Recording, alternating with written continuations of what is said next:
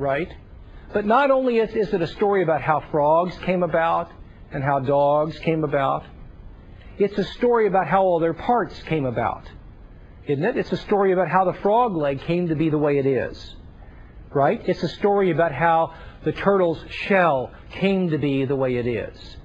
And it's a story about how all organisms and all of their parts and all of the processes that go on inside of them came about. And the answer that evolution gives is, naturalistic evolution, is that everything that you see in the living world and all of its parts and faculties and processes came about for four purposes. To aid the organism in feeding, fighting, fleeing, and reproducing. Okay? In aiding the organism, essentially, in getting its body in the right place at the right time. In feeding, fighting, fleeing, and reproducing. And if a body part or a faculty or a process inside of an organism hindered it, or at least hindered it certainly, or might not have helped in feeding, fighting, fleeing, and reproducing, then that part would have been eventually weeded out. So at least the part can't hinder. If it's neutral, it could get passed on, but certainly can't hinder, or it eventually gets weeded out. Now, here's what that means. All of your faculties, including your sensory, your ability to see, smell, touch, taste, and hear, and think, if that's brain processes or whatever at this point, all of those processes are what they are to enable you to win in the struggle for survival. Here is the key thing to remember. As far as evolution is concerned, you are a black box. What's a black box, you engineers? What's a black box? Okay, but give me a general. What is a black box in general? So my briefcase is a black box. But what's precious? A black box is something that you don't know what's going on inside of it, and you don't care what's inside. You don't care about the stuff inside the machine or whatever it is. All you care about is if you put the right things into the machine, you get the right things. My computer's a black box as far as I'm concerned.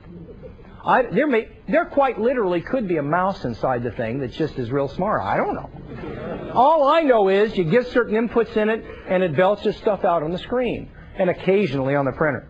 Okay, now the point about treating something as a black box is that the insides are invisible to you. You don't care.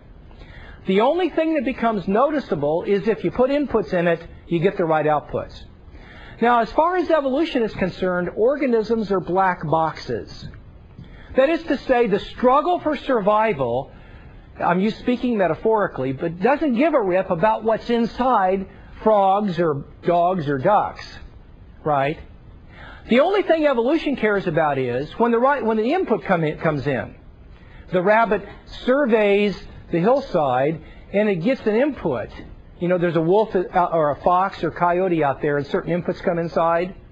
Whatever happens inside that rabbit, as long as it gets that rabbit in the right place at the right time, that's all that matters for evolution. It doesn't matter what goes on inside to get the rabbit out of there. You with me? So as far as evolution is concerned, the rabbit could survey the hillside. There's a coyote here. The rabbit could have an appearance. Suppose it's a female rabbit. The coyote appears like a handsome male rabbit to it.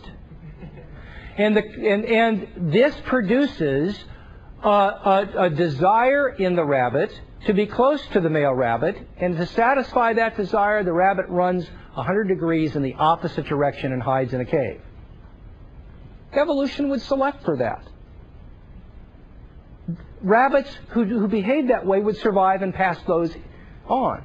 That means that every time rabbits who looked out at coyotes and saw male or rabbits of the opposite sex developed the desire to be attracted to that rabbit, and that desire caused the rabbit's legs to run in the opposite direction and get away, would pass those internal processors on to its offspring, and evolution could give a rip. Okay? The key thing is, Evolution doesn't care if a rabbit senses the world accurately or has the correct, if you want to attribute beliefs and desires to them, whatever, it doesn't matter.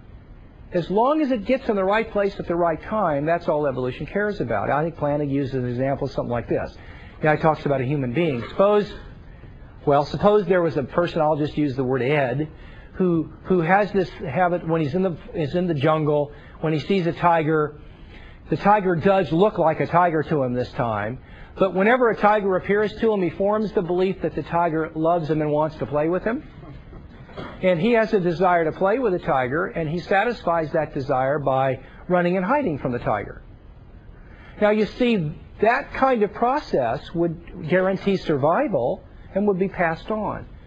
The important thing to see is that having sensory faculties that accurately perceive the external world and having processes that think and believe accurately about the external world is not particularly survival enhancing.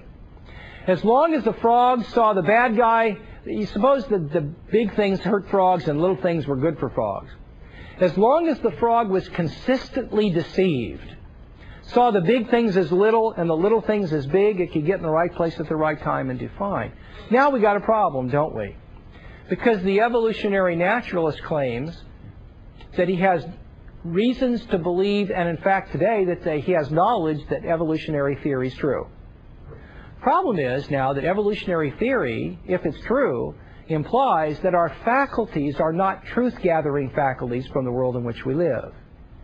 This means that I now have serious grounds to not trust my own intellect and senses, in which case I can no longer have grounds for trusting that evolutionary naturalism is true. Thus, evolutionary naturalism provides a defeater against the claim to have knowledge, just like atheism provides a defeater to claim that there are objective moral truths, and not only that, but that we can know them. And so there is a skeptical problem that is intrinsic to evolutionary naturalism as a worldview that presents a defeater.